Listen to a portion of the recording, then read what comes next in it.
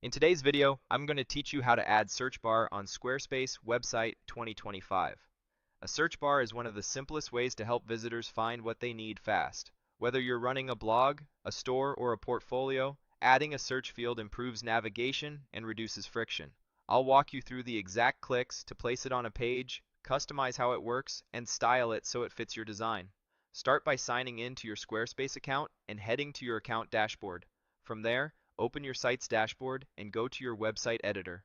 Once you're in the editor, look for the Pages panel on the left. Choose the page where you want the search bar to live, then enter editing mode for that page so you can add content. Inside the page editor, add a new block. You'll see categories of blocks. Open the links category. In that list, select the search field block. Drag it onto your page and drop it where it makes the most sense for your layout. Most sites place a search field near the top of a page so it's easy to spot, but you can place it anywhere your design calls for. As you drag, watch for the blue insertion guide so you get the exact position you want. With the search block on the page, hover over it and click Edit.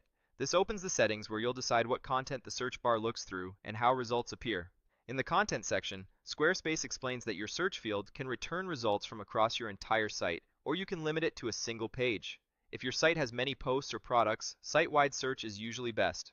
If you're building a landing page that should only search a specific blog, product category, or section, choose the option to search a specific page and then pick that page from the list. Next, switch to Display. Here you control how results are shown. Turn on Quick Preview if you want results to pop up in a sleek overlay as someone types without fully navigating away. This keeps visitors engaged and speeds up discovery. If you prefer to send people to a dedicated search results page instead, you can leave Quick Preview off. The search field will still work. It will just route users to a new page to see results. Move to theme to match the search field with your site's look. You can try the dark style, then the light style, and compare which one has better contrast against your background and surrounding elements. Don't be afraid to toggle between options. The goal is readability and a cohesive feel. If your background is light, the dark style often stands out nicely. On darker sections, the light style typically reads better. Choose the one that blends cleanly with your design.